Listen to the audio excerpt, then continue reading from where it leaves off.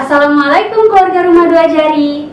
Hari ini adalah episode pertama dari Bikinkan Podcast. Rumah Dua Jari itu sendiri adalah sebuah yayasan sosial yang berfokus untuk membantu anak yatim, piatu, dan duafa untuk mewujudkan senyum mereka bahagia kita.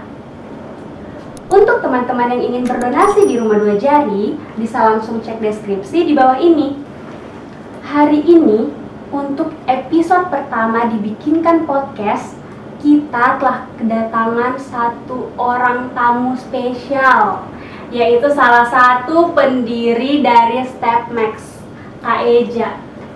Hai Kak. Hai. Bagaimana kabarnya Kak? Alhamdulillah sehat, baik-baik semuanya. Keluarga sehat? Alhamdulillah sehat. Urusan lancar semua? Lancar, aman, terkendali. Kak, sekarang ini kan lagi pandemi.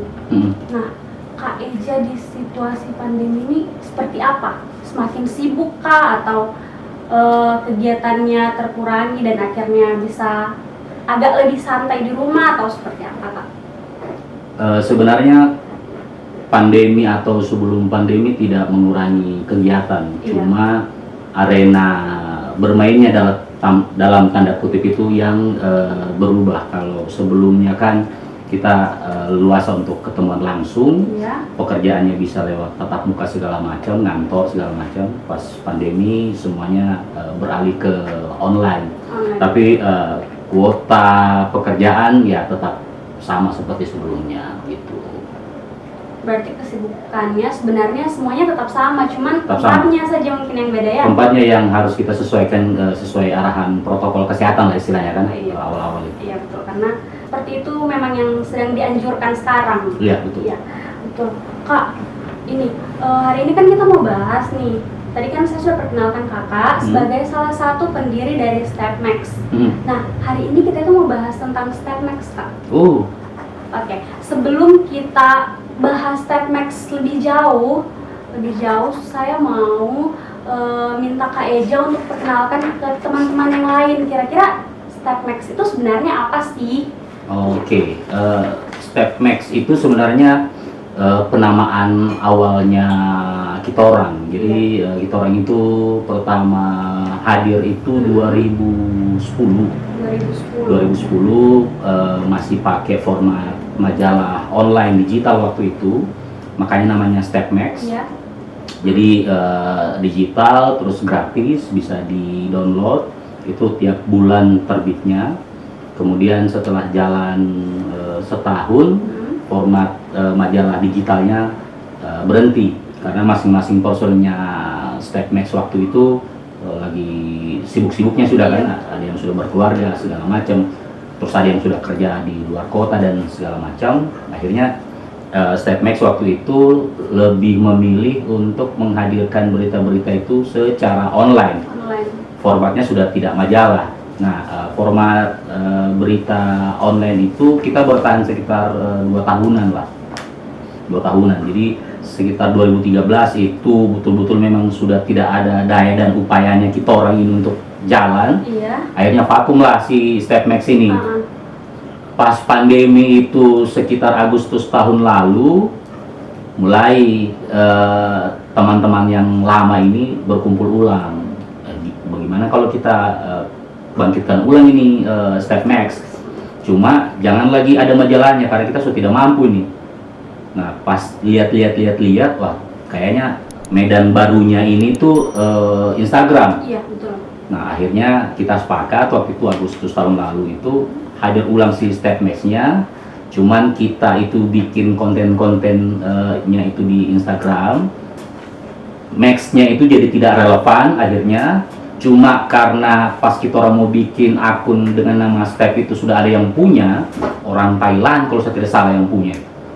Sudah tidak bisa kita orang take out, akhirnya tetap dipakailah itu akun StepMax. Ya, dan lumayan lah waktu itu akunnya StepMax sudah banyak pengikutnya toh, daripada kita bikin akun baru gitu. Jadi ya kita teruskanlah pakai nama akun StepMax itu gitu. Berarti itu baru tahun kemarin? Tahun kemarin aktif lagi. Tahun kemarin aktif lagi. Kalau berdirinya berarti tadi 2010. 2010. Kak, Saya boleh tahu nggak itu siapa Oh, nggak saja? Aduh, gimana? Kak, siapa saja pendirinya Stepmax? Pendirinya itu selain Soekarno-Hatta ya sebagai founding father. Hebat sekali. Jadi ada sekitar 10 orang kalau saya tidak salah. 10 orang. Awal-awal ini ya, kalau kita bicara yang awal-awal, tapi pas istilahnya kita orang bilang itu reborn yang tahun lalu itu, praktis yang tersisa itu hanya saya, Faris, dan sekitar 8 orang. 8 orang.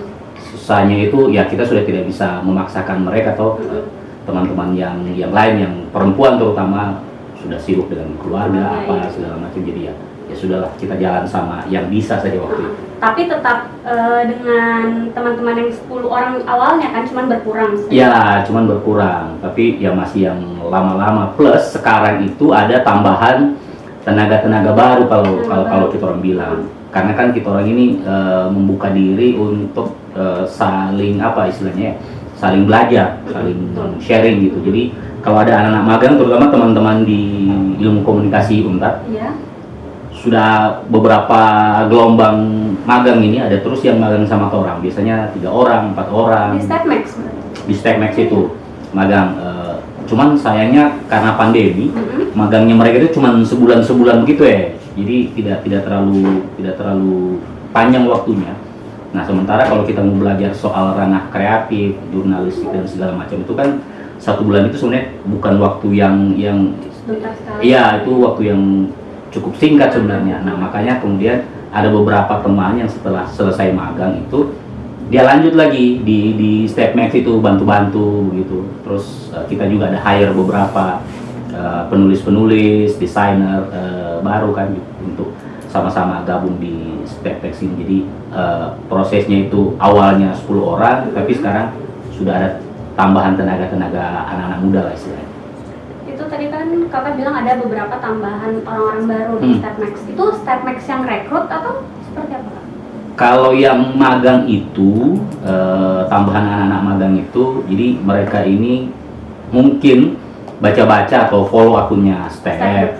Nah, dan mungkin juga setelah mereka sounding ke dosennya mungkin, oh iya bisa. Akhirnya mereka masukkan lamaran memagang di Step. Terus yang sekarang jadi freelance di Stepmax itu, kita kan ada open recruitment. Oh, iya. Kita posting di Instagram itu, di media sosial. Nah, dari hasil open recruitment itu beberapa ada yang melamar kan. Nah, nanti itu kita proses, kalau memang layak ya sudah kita rekrut masuk dalam tim.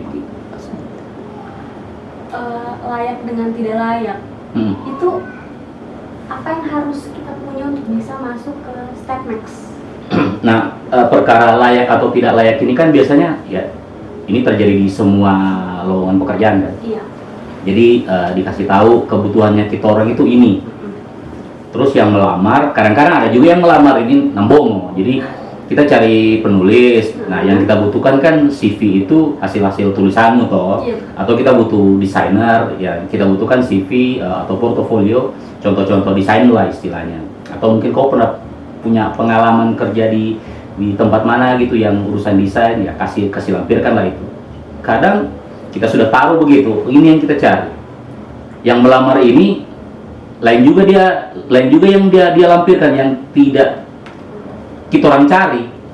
Jadi kita cari penulis tapi dia nggak bisa nulis gitu. Iya. Kita cari desainer tapi dia tidak bisa desain. Kita cari fotografer tapi dia tidak punya kamera misalnya. Itu kan tidak layak.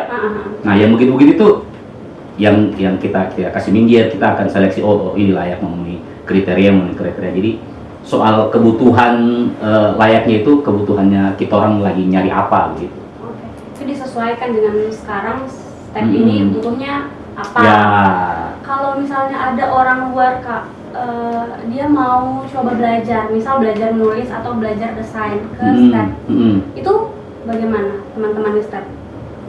Kalau belajar sebenarnya untuk di Step ini kan medianya sudah jalan. Nah, kalau untuk belajar di Step kayaknya nggak bisa. Kalau mau belajar itu kami sudah berkomitmen akan menyediakan waktu kalau misalnya teman-teman ini mau bikin inisiasi workshop misalnya, workshop penulisan, kita itu beberapa kali bikin. Beberapa tahun sebelumnya saya misalnya waktu setiap pulang-pulang liburan ke Palu itu pasti kontak teman-teman di sini, saya mau pulang ini cuti ke Palu sekitar 2 minggu. Kalau ada yang mau ikut workshop lomba penulisan misalnya, feature atau apalah, reportase segala macam, ayo bikin workshopnya. Nah, di kegiatan-kegiatan seperti itulah yang kita orang akomodir untuk teman-teman mau belajar basic soal menulis, soal reportase, soal jurnalisme, soal creative writing dan sebagainya. Tapi kalau di stepnya kamu kasih belajar, susah, karena bagaimana kita mau upload orang yang baru belajar menulis, pasti orang yang baffle, siapa juga yang menulis ini masih belajar sekali, nah gitu. Jadi ada tempat sendiri untuk yang mau belajar. Oke, berarti teman-teman dari step ini tidak menutup diri untuk yang lain belajar. Saya datang di sini kan, sharing. Gimana? Nanti kita mau tanya-tanya di luar podcast ini, kita mau tanya banyak hal sama kakak.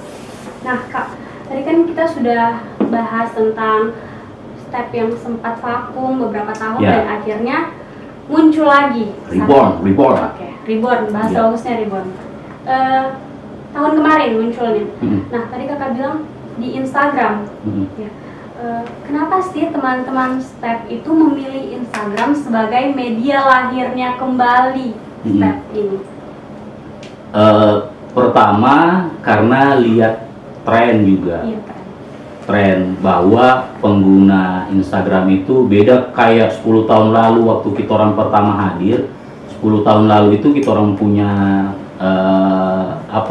platform andalan itu Facebook sama Twitter. Nah sekarang kecenderungannya orang itu lebih senang kayaknya bermain-main di Instagram, sampai ada omong-omongan kayak gini, apapun channel sosial mediamu pasti kau posting di Instagram juga, kau main video-video rekaman-rekaman itu diupload di Instagram, kau main aplikasi-aplikasi game-game segala macam itu diupload di Instagram. Jadi kayaknya semuanya itu muaranya di Instagram. Nah makanya dari situ kita orang kepikir, kayaknya pakai Instagram saja ini sebagai sarana kita orang punya istilahnya etalase barunya, karena Instagram itu juga mengakomodir kebutuhannya kita orang. Kalau bikin konten yang terutama yang pakai gambar grafik, dia kan nyediain sekitar 10 slide.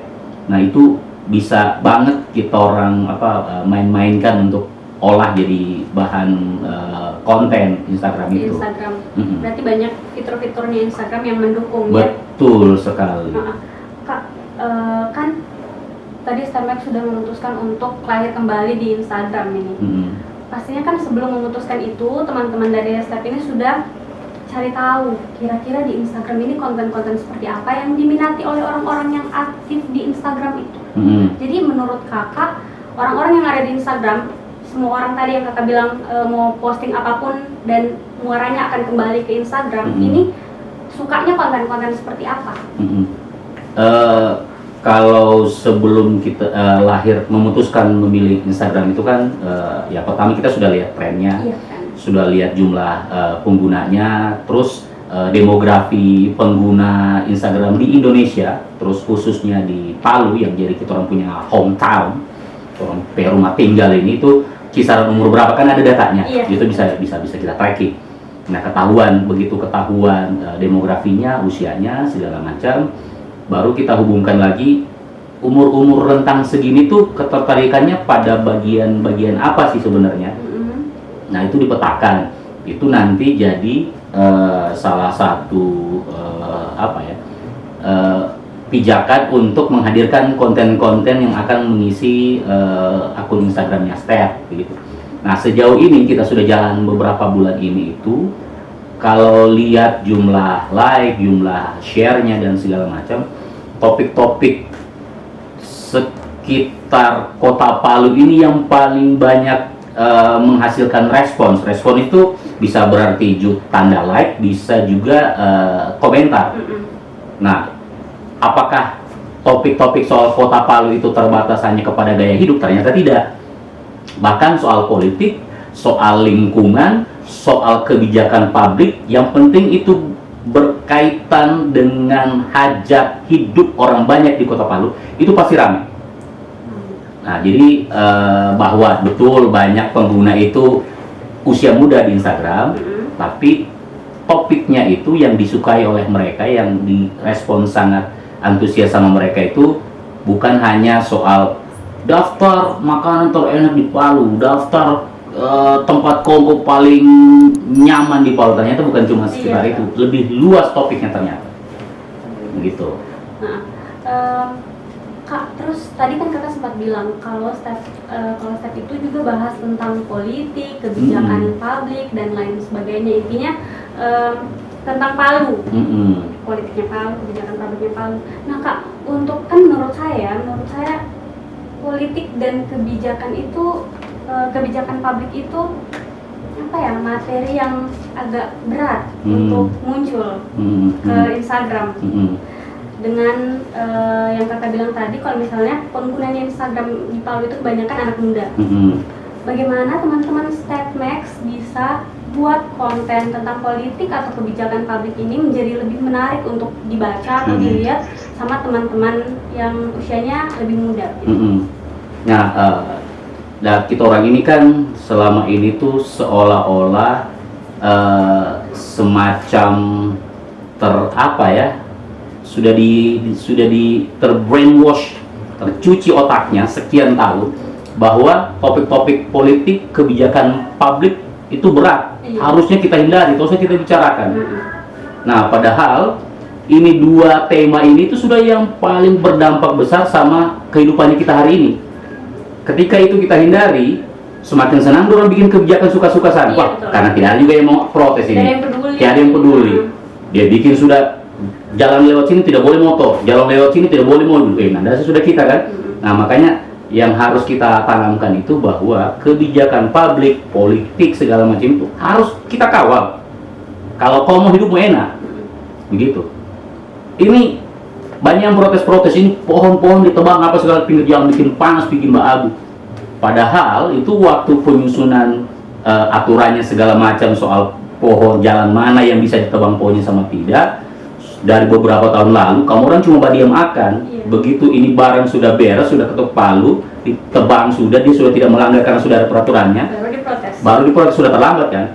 Nah, makanya kenapa juga kita angkat topik ini ke teman-teman atau jadi suguhan di kontennya Step di Instagram ya, untuk sama-sama yuk jangan kita anti sama topik-topik ini, karena ini menyangkut orang punya hidup ini, kebijakan-kebijakan begini. Nah, bagaimana supaya orang tertarik? Ya pertama pemilihan bahasa tentu saja. Jangan yang kaku. Kalau kita orang kan ya kayak bahasa sehari-hari lah, istilah-istilah yang sering juga kita dengar, kita baca kalau kita bergaul.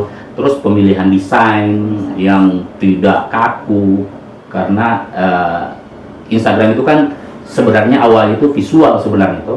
Jadi kitahnya dia visual, ya kita sesuaikan lah dengan desain yang enak dipandang, terus juga bahasa pengantarnya atau isi yang kita mau sampaikan itu juga yang jangan terlalu berat-berat kayak di majalah-majalah politik, supaya orang juga senang membacanya. Dan surprisingly ya banyak yang suka akhirnya dengan topik-topik itu. Ternyata bisa diterima sejauh ini. Ternyata topik-topik yang belakangan ini dianggap berat terus diubah dengan menggunakan desain yang lebih menarik, pemilihan kata-kata yang lebih akrab didengar oleh teman-teman anak muda, itu bisa membuat topik yang mereka anggap berat itu bisa mereka terima.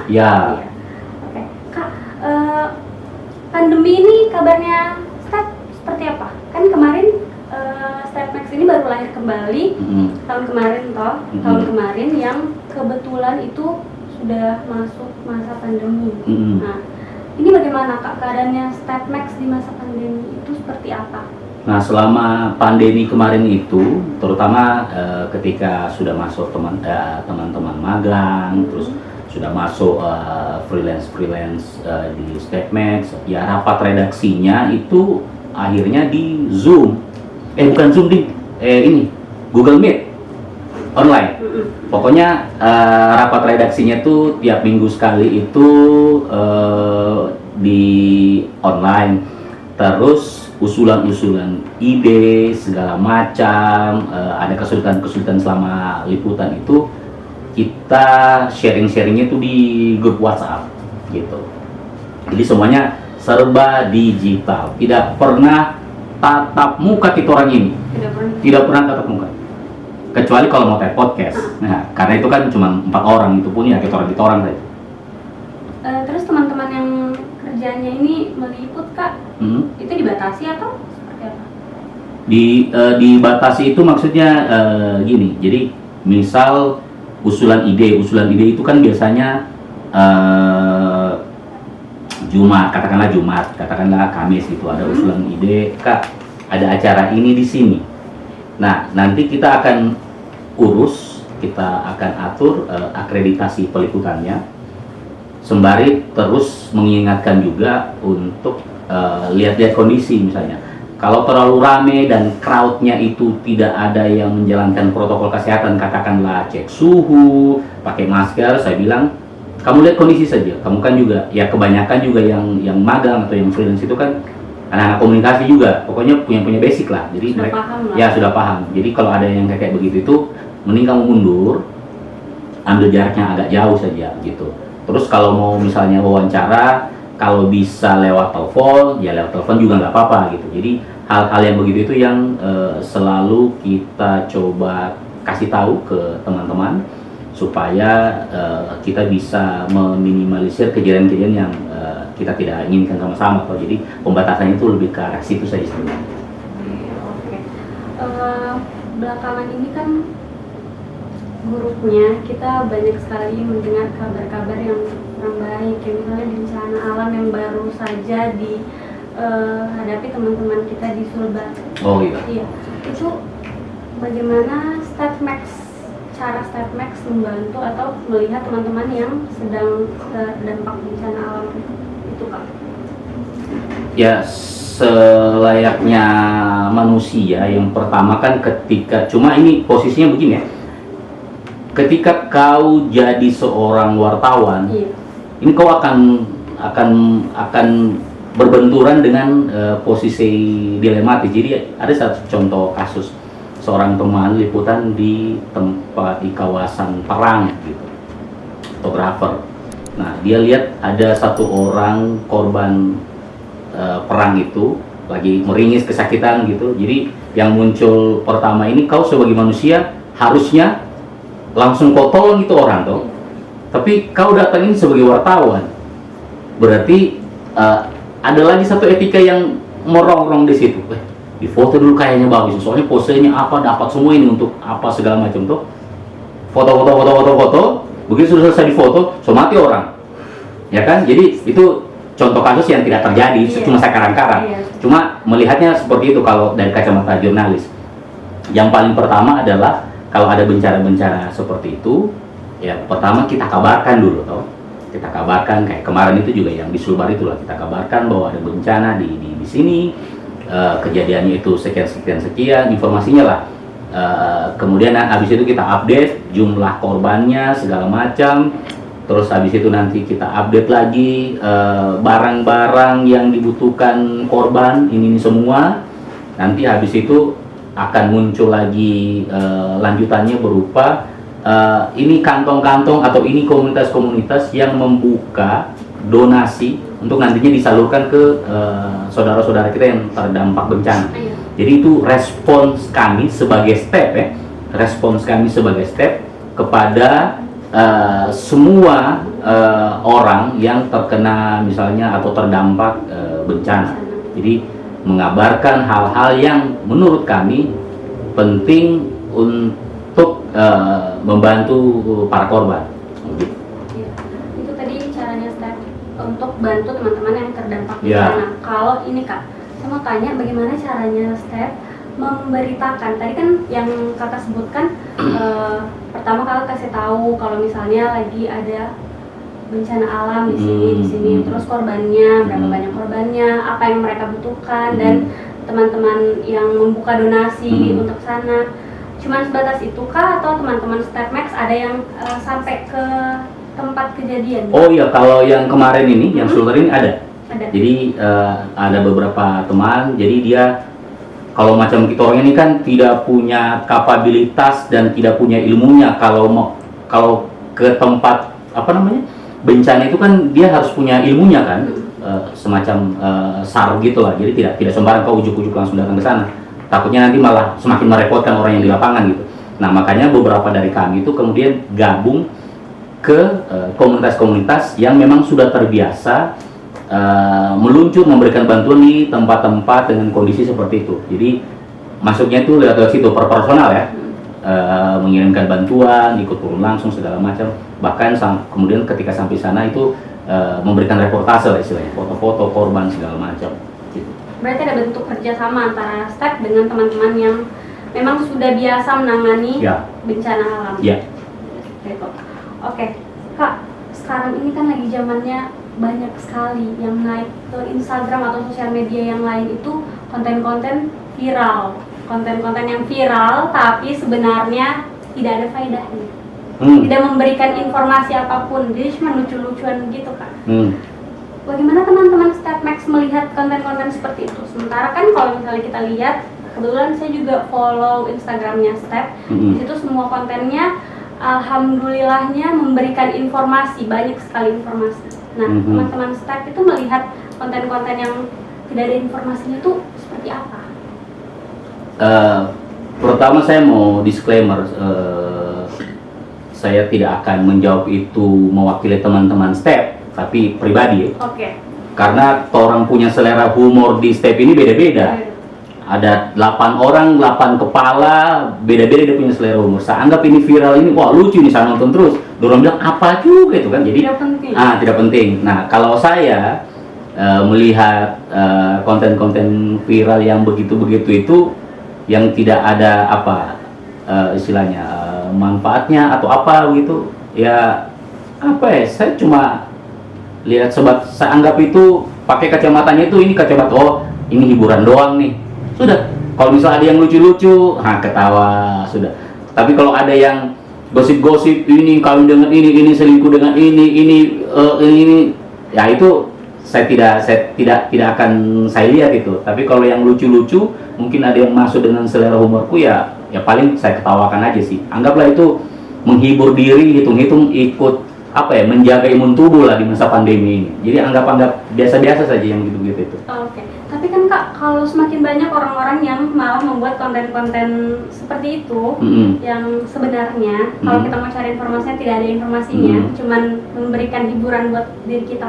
Terus kita respon dengan baik. Kalau semakin banyak orang yang buat konten-konten seperti itu dan akhirnya sedikit demi sedikit mengikis teman-teman yang buat kontennya itu ada informasinya. Jadi nanti teman-teman yang sudah buat konten susah-susah, tujuannya untuk kasih informasi ke teman-teman di Instagram malah pikir, sudahlah, orang-orang di Instagram juga tidak butuh ini. Orang-orang di Instagram itu butuhnya konten-konten yang lucu-lucu. Nah itu bagaimana Kak? Nah sebenarnya kan konten-konten begitu itu muncul karena hukum pasarnya begini, ada supply karena ada demand-nya. Nah, kalau saya ini mempraktikkan itu tuh di berita-berita clickbait sebenarnya. Banyak orang protes, ini headline berita, ini berita apa sih, ini tidak penting diberitakan gitu kan.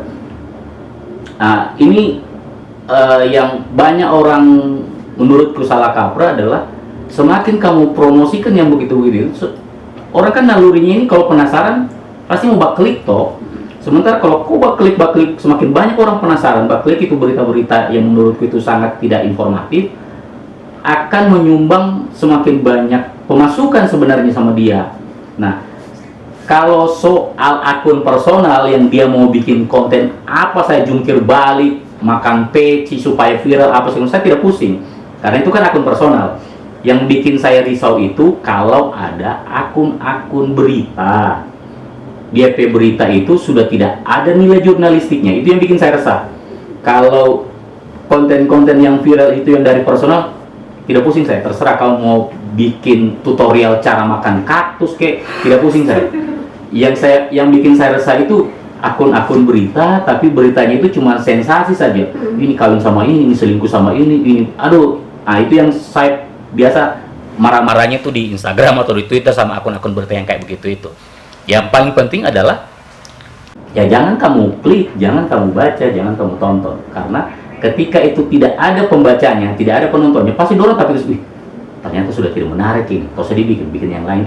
Itu saja kuncinya sebenarnya.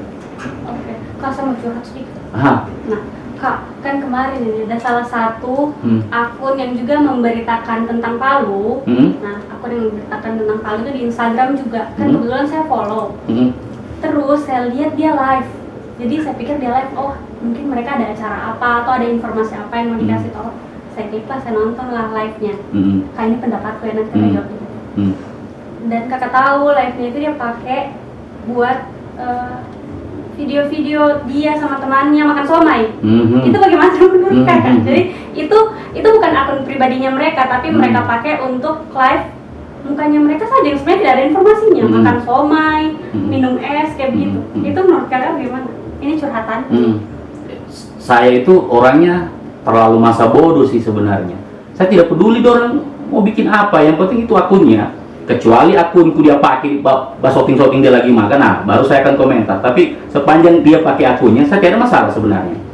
Cuma mungkin kalau yang menjadi keresahan itu karena ini harusnya akun yang bersifat apa ya, pemberi info kepada publik misalnya, terus dipakai live hanya untuk memperlihatkan orang itu ya bukan untuk kepentingan publik akhirnya kan, bukan memberikan informasi ke publik akhirnya kan.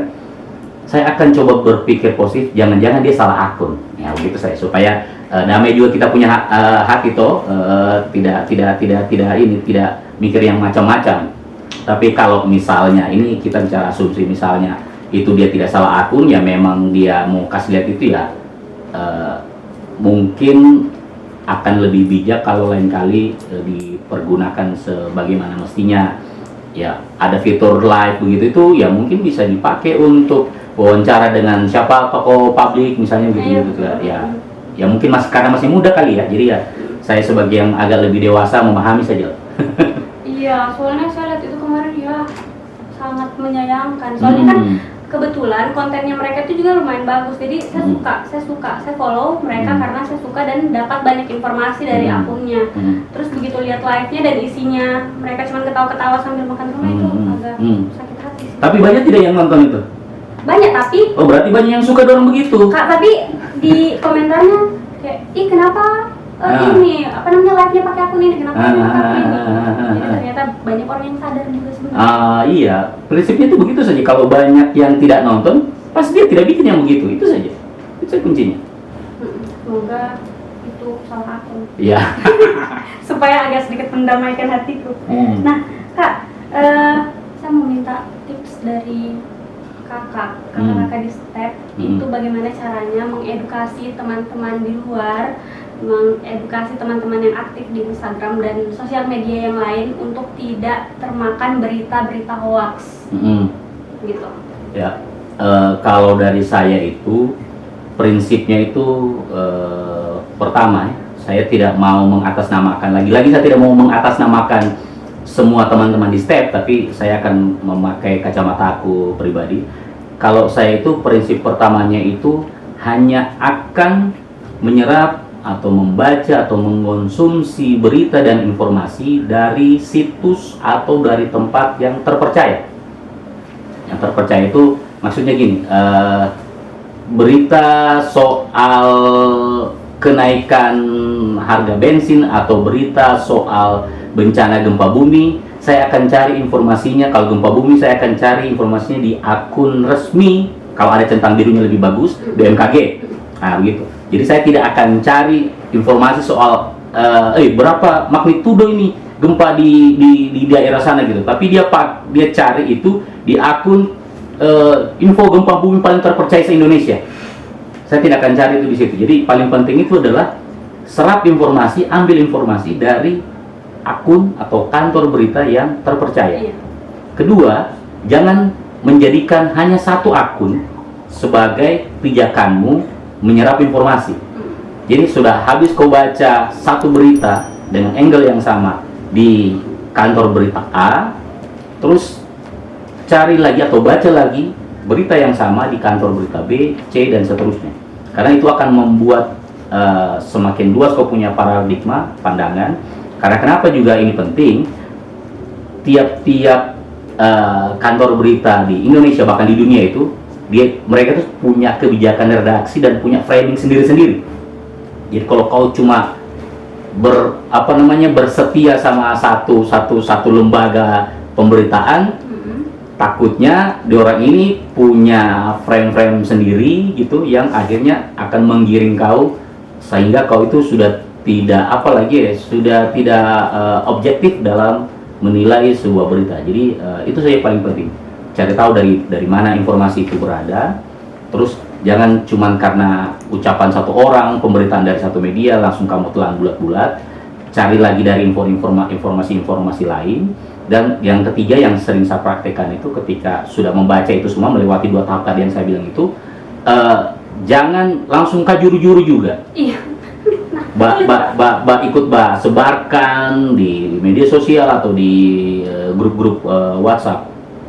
Didalami dulu karena tidak ada juga ruginya kalau kau pendam sedikit, kau punya rasa, katanya ini meninggal. Oh betul kok, langsung kau tahu nih. Padahal orang masih dirawat kasihan di IGD, belum meninggal kasihan orang. Cuma lantaran mau dibilang, saya yang paling pertama mengabarkan dia ini meninggal. Padahal orang belum meninggal. Nah, jadi jangan lebih cepat jari daripada otak. Ditahan sedikit, ditahan kesabaran, ketenangan. Jadi kalau kau rasa itu sudah clear semuanya, baru. Atau kalau kau rasa itu tidak penting juga untuk publik tahu, misalnya, saya tadi habis berkelahi dengan istriku, apa dia terlalu tidak usah disebar, simpan untuk dirimu sendiri saja. Jadi yang paling susah sekarang itu kan karena mau baku duluan, sudah tidak ditahu, sudah tidak di cross check lagi ini betul atau tidak kejadiannya, langsung disebar di atas nama konten, biar hal-hal yang membuka aibnya dia posting supaya dibilang viral apa segala macam. Itu kan tantangan-tantangan yang harus sayangnya harus kita lihat banyak terjadi sekarang toh. Jadi ya kalau saya sih 3 hal itu saja yang selalu saya pegang. Itu. Terus nih, ini terakhir Kak. Tips untuk teman-teman yang baru mau mulai masuk ke media online. Baru mulai belajar, baru mulai masuk, itu apa dari teman-teman StepMax yang sudah berdiri sejak 2010? Media online apa ini? Media online macam orang ini? Iya. Oke. Kalau dari kita orang itu, kalau dari saya itu paling penting itu menjaga konsistensi. Menjaga konsistensi itu yang penting. Karena misalnya begini, kamu bikin media macam kita orang, oke, sudah terbentuk timnya, sudah ada peralatannya, terus ide-idenya sudah ada, terus eksekusi jalan 1 bulan, 2 bulan, 3 bulan aman. Begitu masuk tahun pertama, bulan ke-12 mau masuk tahun kedua, sudah mulai ada keretakan, ada kemalasan, ada kemageran, sudah tidak konsisten. Yang tadinya posting konten tiap hari 1 jadi 2 hari sekali, lama-lama jadi 1 minggu sekali, lama-lama jadi 1 bulan sekali, lama-lama vakum macam orang. Nah makanya yang paling penting, jadi saya tidak pernah mau kasih sesuatu yang tidak saya jalani. Ini sudah pengalaman kita orang ini. Ternyata yang paling penting itu selain kau punya kemauan, kau punya uang untuk beli segala macam atribut ini, konsistensi itu yang penting. Harus kau orang jaga itu kalau kamu mau serius bikin media online. Karena kalau kamu mendaku diri sebagai media online, kamu kasih konten sebulan sekali, malah juga orang follow Pak. Iya, langsung orang unfollow. Apa ini tidak update? Sepi betul. Kejadian bulan lalu baru dia beritakan. Nah, itu konsistensi itu yang paling penting untuk terus dijaga. Gitu. Itu saja tipsnya dari saya. Berarti tadi kalau saya simpulkan, tips untuk teman-teman yang baru mau masuk ke dunia media online itu selain kemauan juga harus konsisten tadi kayak konsisten upload kontennya, konsisten lihat, cari tahu teman-teman yang follow sosial medianya itu kira-kira sukanya atau mau lihat konten yang seperti apa.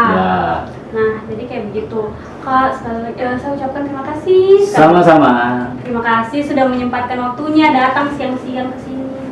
Cerita-cerita sama saya, kenalan sama teman-teman yang lain. Terima kasih sekali. Salam sama keluarga Kak. Oke, terima kasih juga. Semoga semua urusannya Kakak dilancarkan. Amin ya rabbal alamin. Keluarganya dilancarkan.